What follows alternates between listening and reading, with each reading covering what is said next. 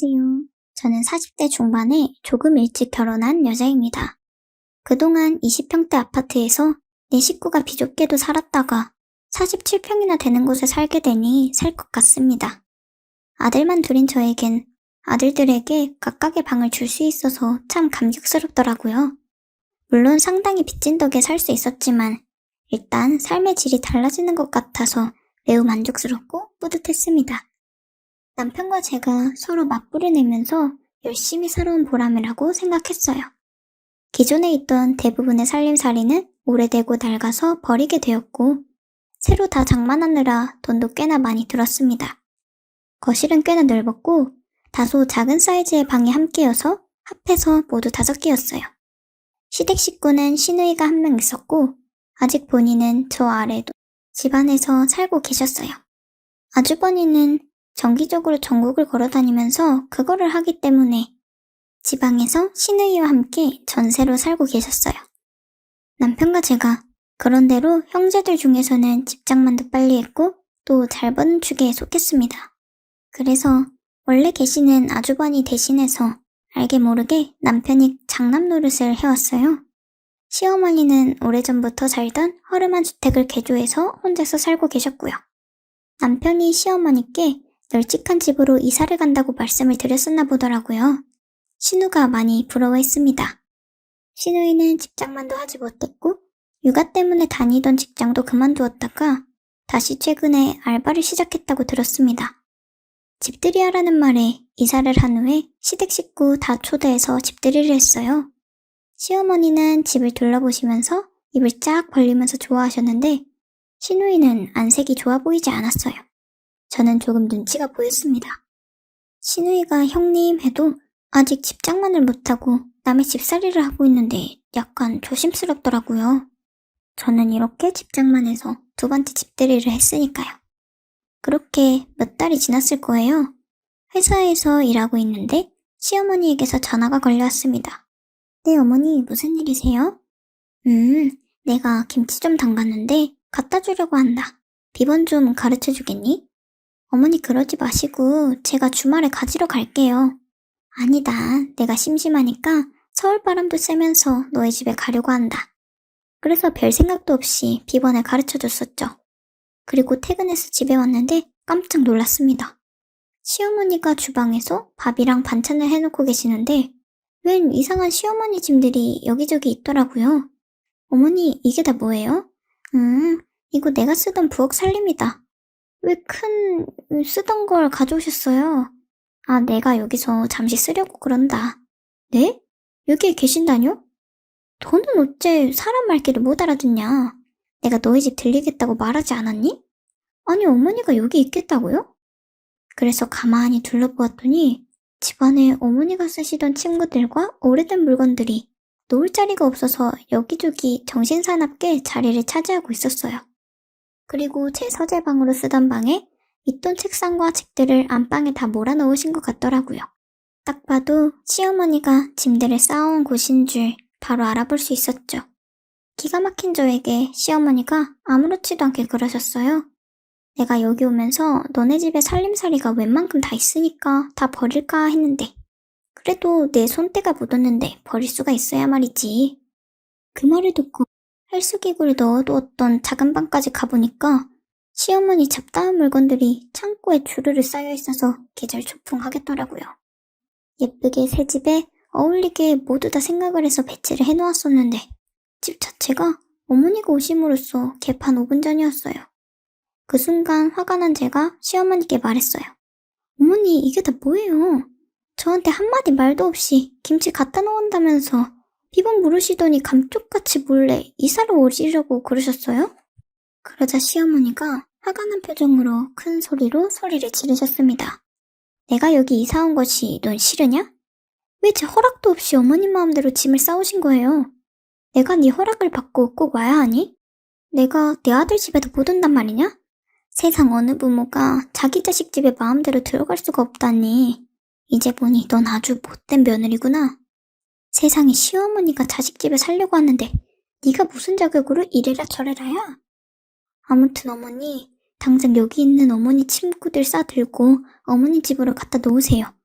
그리고 어머니가 잠깐 저희 집에 계시는 건 괜찮아요. 여기서 저희와 함께 사시는 건 안 됩니다. 아셨죠? 아이고야, 네 시어머니 갈 곳도 없는데 길바닥에 나 앉으란 말이냐? 갈 곳이 없다고요? 어머니 집에 가시면 되는데 갈 곳이 없다니요. 그랬더니 완전히 골 때리는 말씀을 하시더라고요. 내가 살던 집은 이미 팔렸다. 그래서 이제 나도 나이도 들었으니까 아들과 함께 살려고 한다. 네가 싫든 좋든지 간에 상관없다. 나는 여기서 살 거니까. 저 진짜 환장하겠더라고요. 완전히 억지를 쓰시는데 대화가 도통 통하지가 않았어요. 이삿짐 어떻게 혼자 옮기셨냐고 하니까 시누이가 와서 도와줬다고 합니다.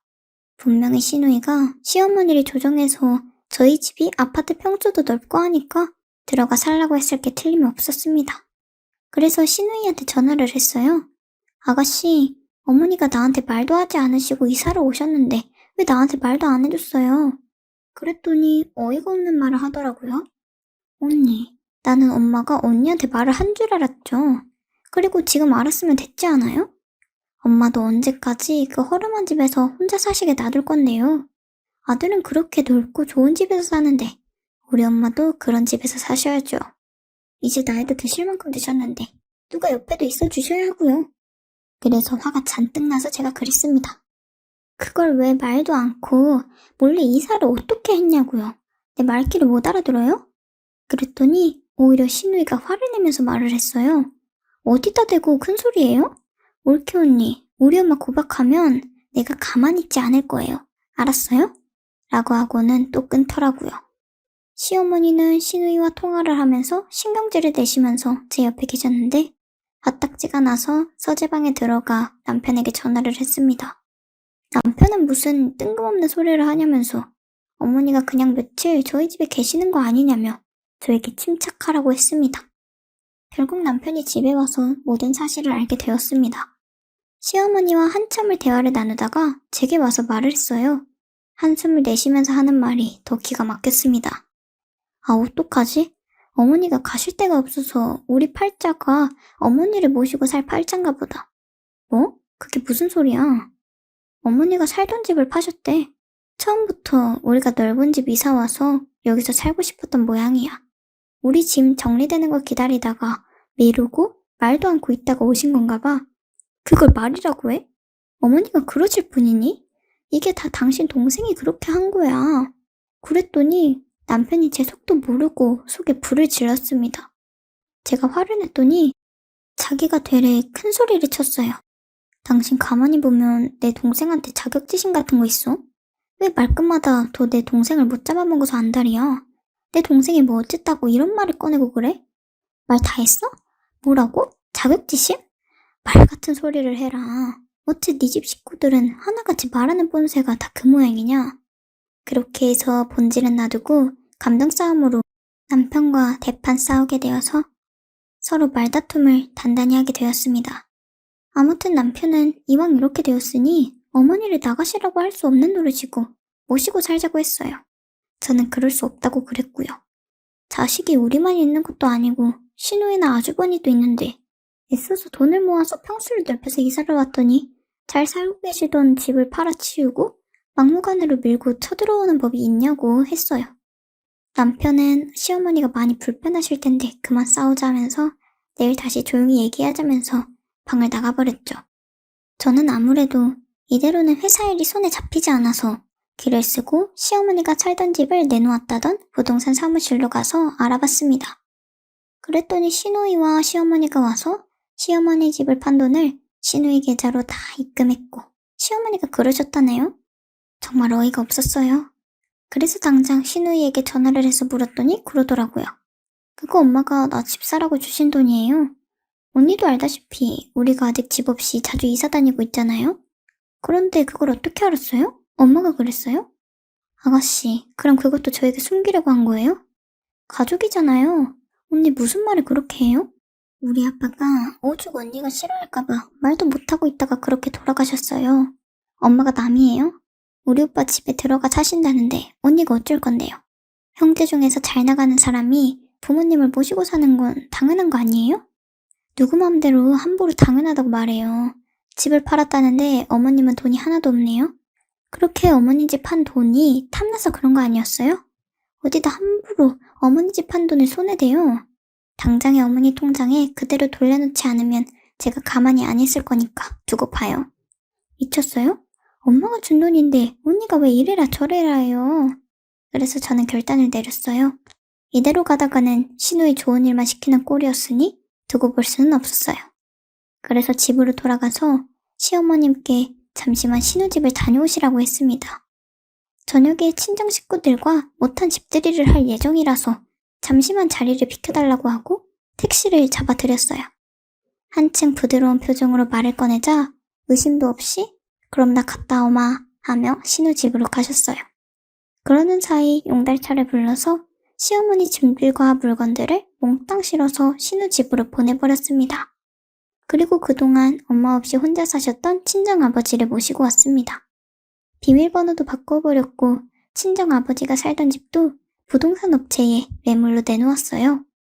그동안 늘 혼자 계셔서 자주 못 가봐서 마음이 쓰였는데 이참에 모시고 살자며 시어머니 이삿짐을 보내버리자 난리가 났고 시누이와 시어머니가 전화를 해대고 치를 떨었어도 신경 쓰지 않았습니다.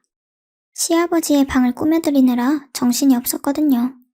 그때 모시게 되어서 딱 필요한 물건만 놔두고 웬만한 오래된 물건들을 친정아버지 의견을 물어서 싹 다 정리했습니다. 신우 시어머니의 빗발치는 전화에 남편은 한 걸음의 회사를 일찍 퇴근하고 집에 왔습니다. 뜻밖의 장인어른이 방 하나를 차지하고 있었죠. 그러더라고요. 장인어른이 눈을 마주치더니 자네 왔는가? 내 딸이 자기가 바쁘다고 말도 하지 않고 알아서 나를 모시겠다고 했다는데 내가 참 우리 딸과 자네한테도 고맙네. 장인도 부모라면서 모시고 살자고 했다면서? 고맙네 고마워. 남편이 저를 안방으로 데리고 와서 말을 했어요. 이게 뭐 하자는 거야? 우리 엄마는 어떻게 하고 장인어른을 모시고 오면 어떻게 하냐고. 어머니는 아가씨가 모셔야지. 아가씨가 어머니 집을 팔게 하고 그 돈도 가져갔는데 그럼 당연히 그래야지. 그래서 어머니를 보내드린 거고 나도 내 아버지 챙겨야지 안 그래? 뭐? 유진이가 엄마 집 한 돈을 가져갔다고?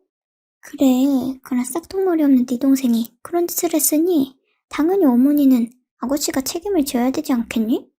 내가 우리 아버지를 그렇게 모시고 싶었는데 두 분 다 모시고 살 테니까 그런 줄 알고 마음에 안 들면 네가 나가 살아.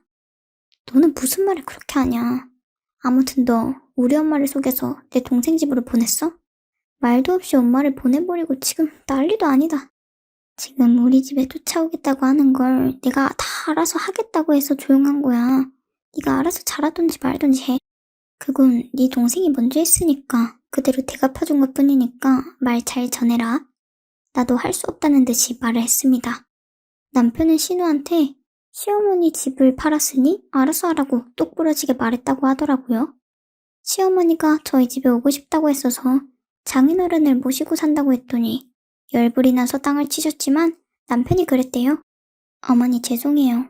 그러게 처음부터 솔직하게 말하고 들어와 사신다고 하시지 그러셨어요. 장인어른도 제 부모님이나 마찬가지인데 모셔야죠.